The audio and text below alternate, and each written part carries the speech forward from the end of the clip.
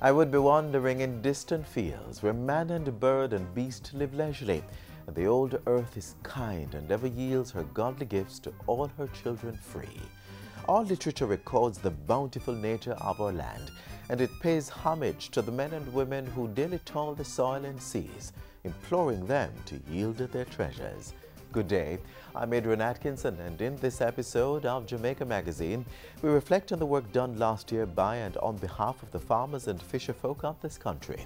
It's the Ministry of Agriculture and Fisheries Year in Review. Also, a look at the Mount Rosa bypass, a new route that's making trade easy across the island. We have all this and much more to share with you, but first, the news.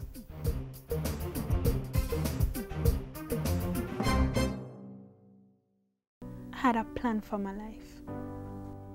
I was going to be a doctor. I was going to be the first in my family to do great things. Then a friend of mine sold me into prostitution. He mashed up my life. Stop human trafficking. It destroys lives. If you or anyone you know has been a victim of human trafficking, call 811 or 1-888-PROTECT. Be wise. Open your eyes. Spot them. Stop them. A message brought to you by the National Task Force Against Trafficking in Persons.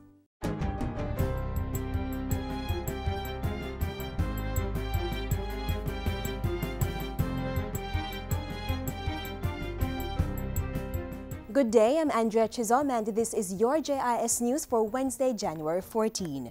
Jamaica's current account deficit for the financial year ending March 2015 could be lower than the projected 8.8% due to falling oil prices.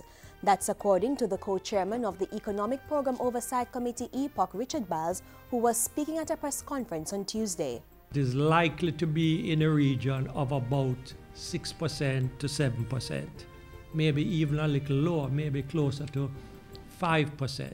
It means that the NIR is going to build faster than normal. Because remember, NIR is used to pay for oil.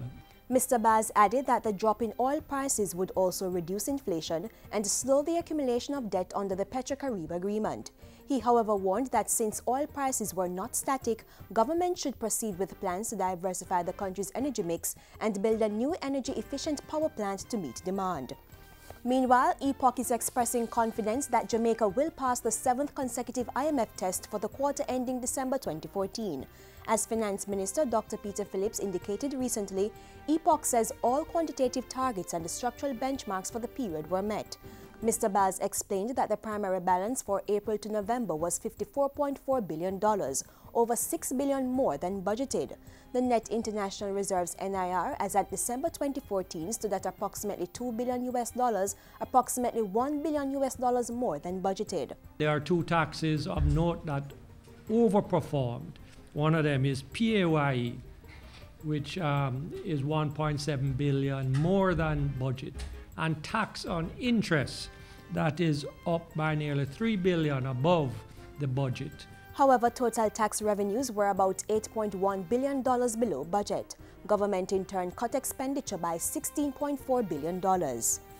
The Green Paper for the creation of Special Economic Zones SEZs was tabled in Parliament on Tuesday. SEZs will support government's ongoing initiative to establish Jamaica as the logistics hub of the Americas.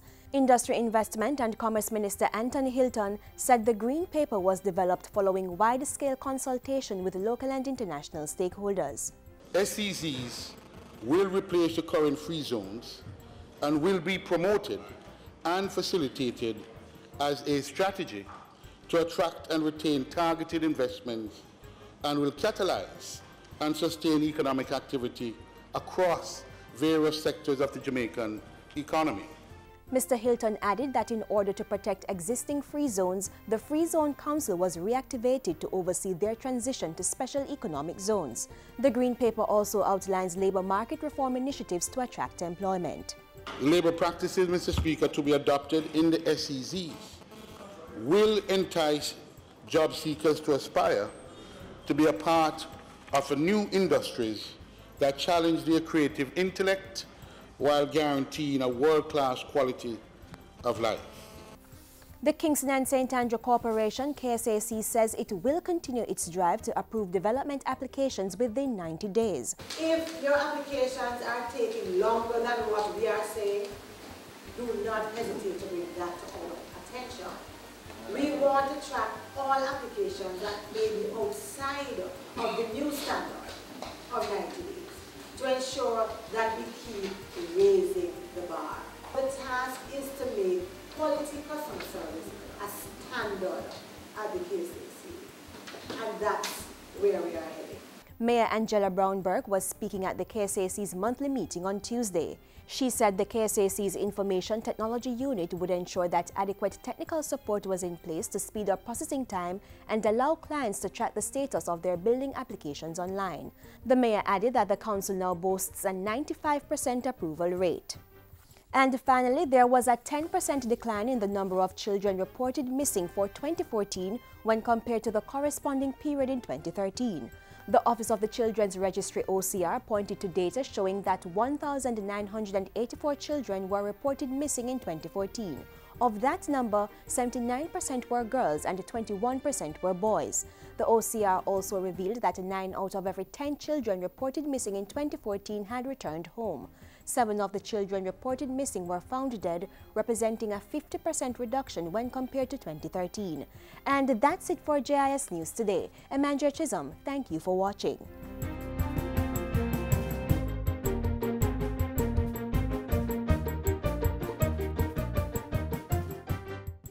Employers, tired of waiting in long lines at the tax office? Wait no further. Government is making it easier for you to pay taxes. As of January 1, 2015, file your employer's annual returns online. No lines, no hassle. Tax Administration Jamaica TAJ will be implementing the mandatory electronic filing of all employers' annual returns. So get with the program and save time and energy. For more information, call 1-888-TAX-HELP. That's 1-888-829-4357 or visit jamaicatax.gov.jm. Our farmers and fisher folk are resilient, and they've proven that time and again. Take last year, for instance, the worst drought on record, and still the Ministry of Agriculture recorded growth in some areas. That and other achievements are outlined in Our Year in Review.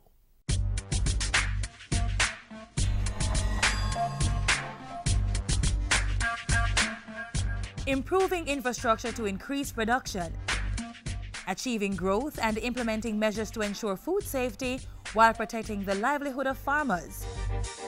These are just some of the major achievements of the Ministry of Agriculture and Fisheries during the 2014 calendar year.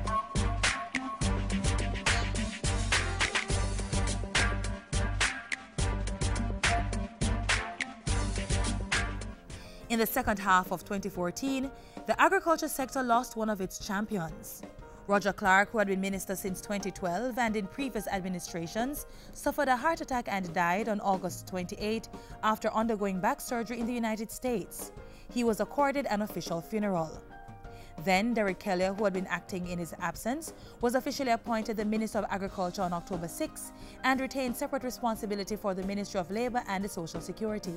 Luther Buchanan was named his Minister of State. Under both Ministers Clark and Kellier, the agriculture and fisheries portfolio achieved much during the year.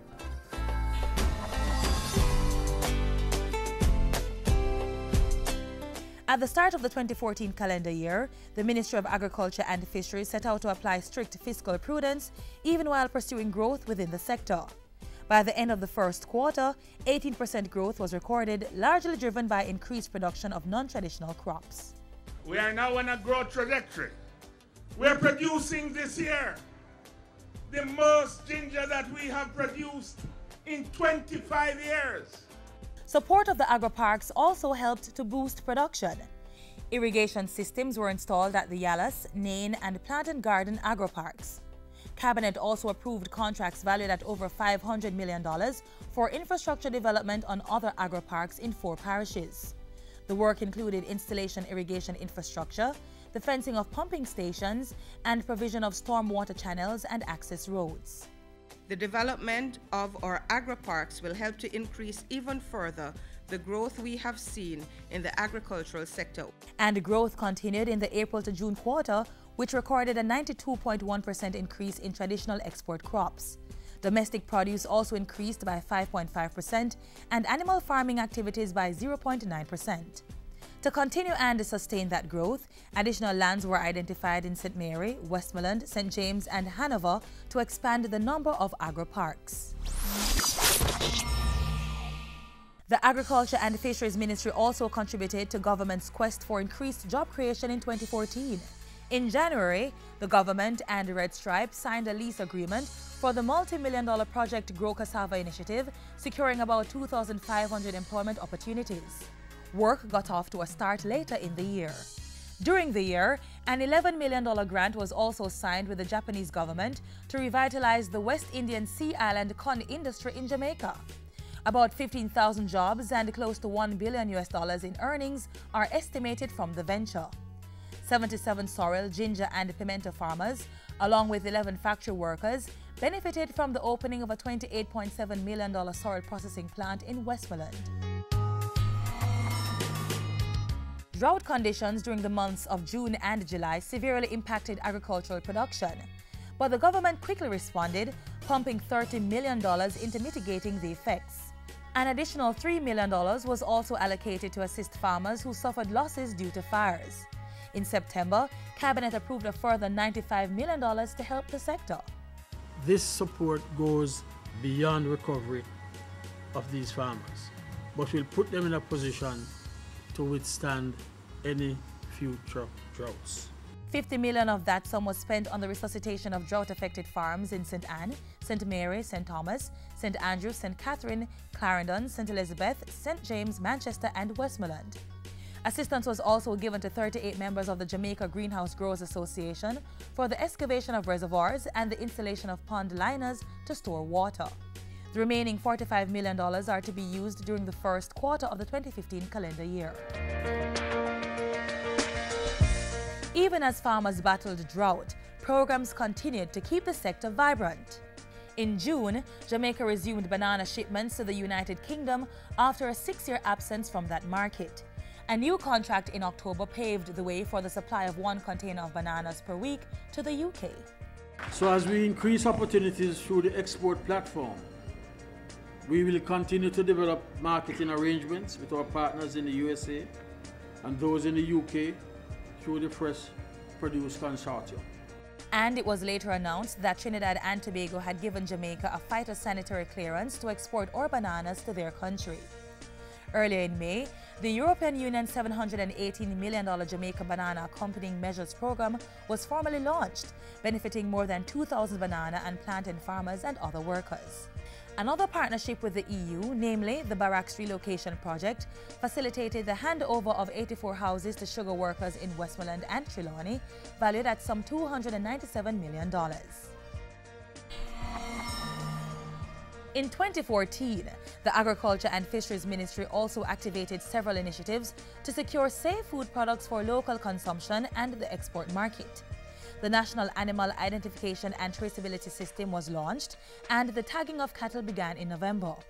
It aims to curtail prairie larceny and safeguard the quality of meat and other products generated within the industry. Food safety and traceability have largely been driven by the demands of the export market. However, our own consumers deserve nothing less than safe and healthy food. A memorandum of understanding was signed among stakeholders to guide the implementation process. Meanwhile, $67.9 million worth of laboratory equipment was handed over to the ministry to boost its capacity for product testing and certification for compliance with international standards. The equipment was shared between the chemistry and microbiology laboratories at the ministry's Veterinary Services Division in Kingston and the plant virology and plant pathology laboratories at the Bodles Research Station in St. Catherine. Over 40 small cottage processors meanwhile received training in manufacturing best practices. 200 farmers from St. Mary, Clarendon, St. Andrew and St. Elizabeth benefited from a climate change training program. And 250 fisherfolk became certified in basic sea safety as the government continued to implement measures to ensure the sustainability of the fisheries industry. Fisherfolk in Westmoreland were also outfitted with meshes to carry out their trade under the Sea Fish Initiative.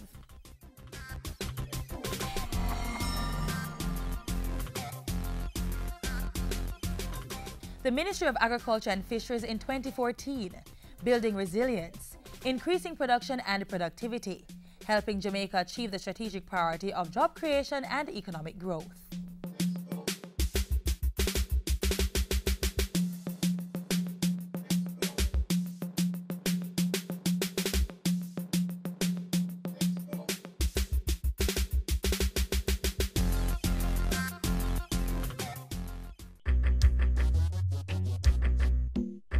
Nutritious food, succulent dishes, superior workmanship, and excellent service.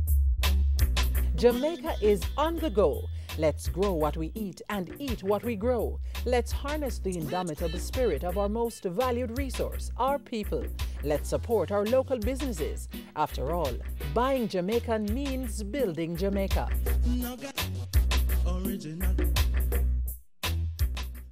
Last year, there was some good news for farmers and other business people who moved goods across the country. The Mount Rossa bypass was opened in August, and it has made life and business a whole lot easier, cutting travel time significantly. Here's more.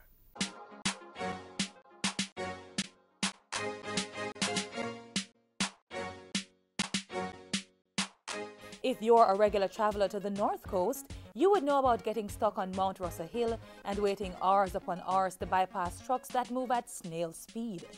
The narrow, winding and sometimes treacherous journey up the steep incline has been off-putting for many persons who desire to move from one end of the island to the next. But now there's a better way to travel, the Mount Rossa bypass.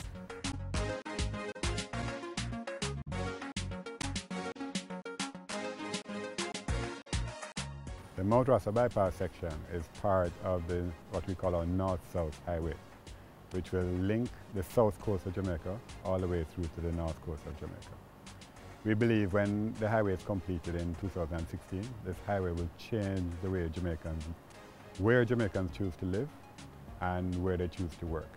It will also significantly impact the tourism industry by providing opportunities for our visitors who now just come into the north coast to be able to see the rest of Jamaica.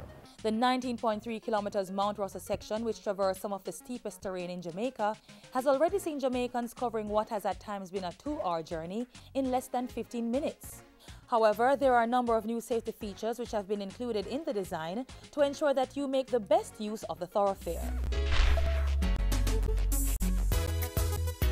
One of the many safety features of the Mount Rossa bypass section of the highway is providing guidance to heavy vehicles which are going down the hill. The sign, which is located at the top of the long decline going down to Linstead, provides truckers, especially truckers, with some maximum speeds that they are able to safely traverse the hill. The highway features 2 southbound lanes and 3 northbound lanes, with the extra lane being a truck or climbing lane. This auxiliary lane allows slower vehicles ascending the steep grade to keep left while permitting other faster vehicles to pass without slowing down. Motorists capable of maintaining the 80 km/h speed limit can proceed in the central lane, whereas vehicles operating below this speed limit, such as loaded trucks, are encouraged to keep to the extreme left lane. Throughout Jamaica, we've had problems with trucks which lose braking and then end up with disastrous consequences. So on Mount Rossa, we have special features where if a truck loses its brake, then it can go off into these what we call arrestor beds. Arrestor beds or emergency escape ramps enable vehicles that are having braking problems to stop safely. The facility has been designed to accommodate vehicles as large as tractor trailers.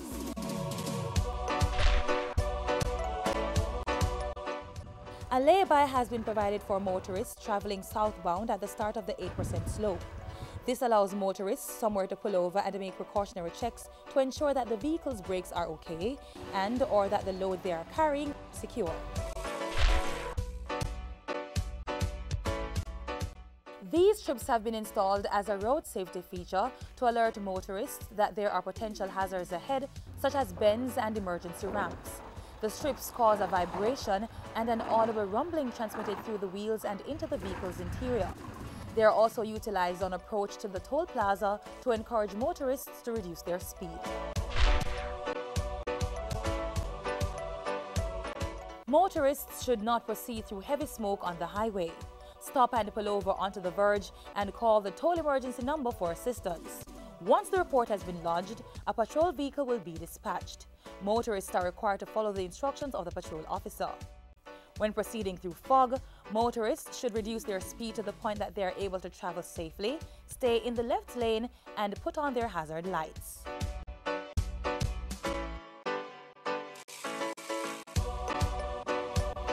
Motorists are being encouraged to be prepared when traveling the Mount Rosa bypass and any thoroughfare across the island for that matter. Once the do's are practiced, the driving experience should be a pleasant one. The Mount Rosa bypass is part of the Highway 2000 project, which will ultimately connect all of our largest cities through a high-speed multi-lane tolled highway network. The Highway 2000 overall started in 2003, and so far we have constructed approximately 70 kilometers of tolled highway. 50 kilometers from Kingston through to Maypen, including the Portmore Causeway, which we call east-west link of the highway, and 20 kilometers which have been built to date on the north-south link of the highway. This section, the north-south link, will be completed in 2016, and that will complete the connection from south to north. Once we complete that, then we'll have the final section of the highway, which will go all the way from Maypen into Montego Bay. To find out more about the work being done under the Highway 2000 banner, contact NROC at 929-1581 or visit their website h2kjamaica.com.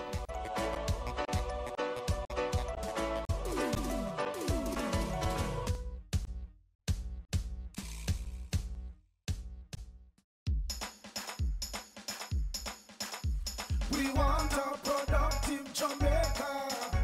We are not productive Jamaicans. Productivity to move forward on this land. Productivity, that's the way to go, we should understand. Productivity is the way to go for all us Jamaicans. Small business, big business, old and young, we are tell every woman and man. We want growth and prosperity for a better nation with a building plan. So we can build our product and sell our product and put more money in our hand. Our economy can rise to a level and build a better nation. Productivity to move forward on this land. Productivity, that's the way to go, we should understand. Productivity to move forward on this land. Productivity, that's the way to go, we should understand. Productivity. Productivity, pathway to prosperity. A message brought to you by the Jamaica Productivity Center, a department of the Ministry of Labor and Social Security.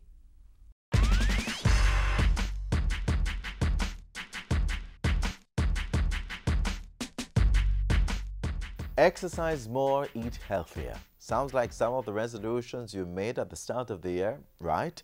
Whether you want to lose weight or just feel better, the decision to make some changes is a good place to start.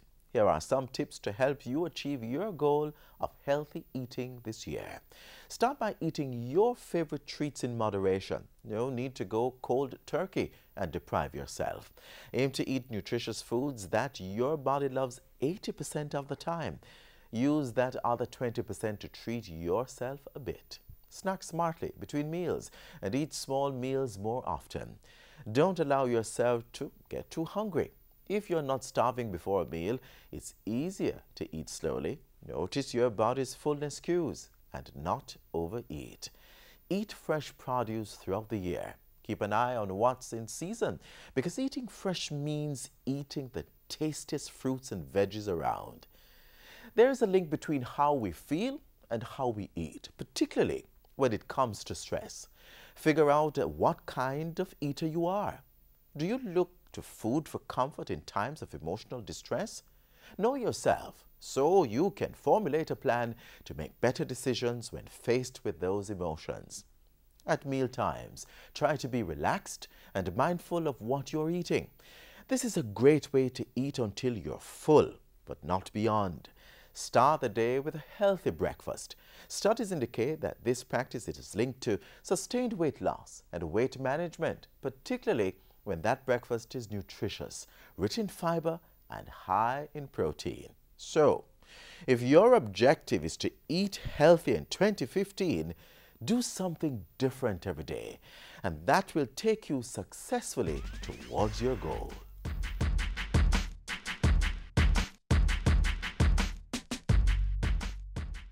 Historic Flexi Workweek legislation passed, groundbreaking Disabilities Act approved, and minimum wage increased by 12%. Just some of the achievements from the Ministry of Labour and Social Security in 2014 as it created greater avenues to achieving government's strategic priorities of job creation and social inclusion. Get the inside scoop on the year that was. The Ministry of Labour and Social Security Year in Review inside Jamaica magazine. Our farmers are not only resilient, they are ingenious. They've had to weather many storms to ensure that local produce gets to your table. We now share with you some of the creative ways farmers are watering their produce even in the absence of reliable sources of the precious commodity.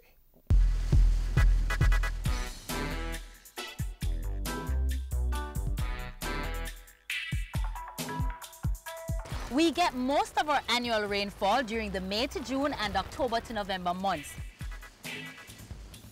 Periods when water is in abundance. But at other times, agriculture faces seasonal but extensive droughts. Farmers like Mr. Campbell, who know the horror of drought, reach for solutions. And a good one is to store excess water from the rainy months for the dry season. Harvesting water requires some investment. These include putting in catchment tanks or ponds. In this model, rainwater collected from the roof of this greenhouse using a gutter is emptied into the pond, then pumped into an elevated tank, from where gravity feeds it to the plants in the greenhouse.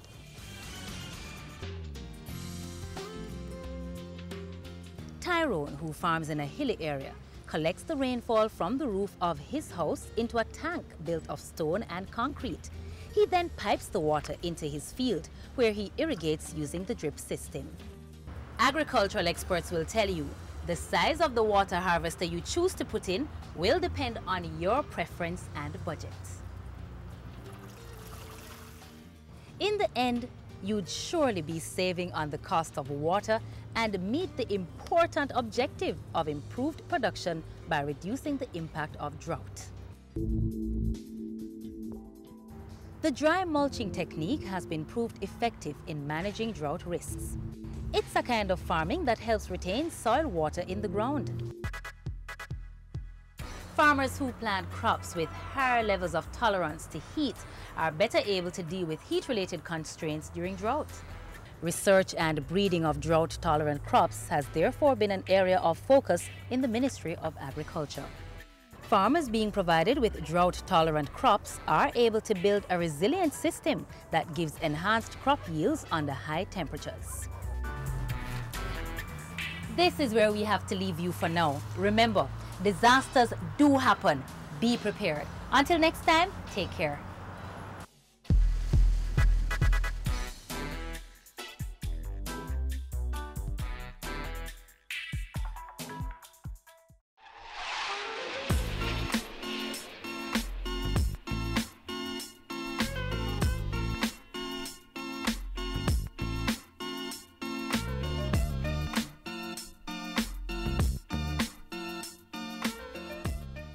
All hail to thee, fair island of the west, where thy dear people are forever blessed, with beauteous gifts from nature's blessed hand, lavished in rich profusion o'er the land.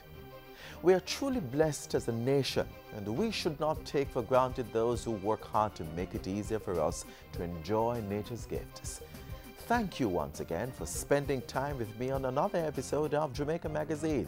Remember to use our other channels, Facebook, Twitter, the JIS website, and YouTube. I'm Adrian Atkinson on behalf of the entire team here at the JIS.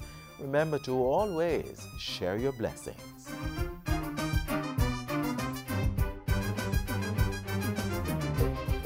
This has been a production of the Jamaica Information Service, the voice of Jamaica.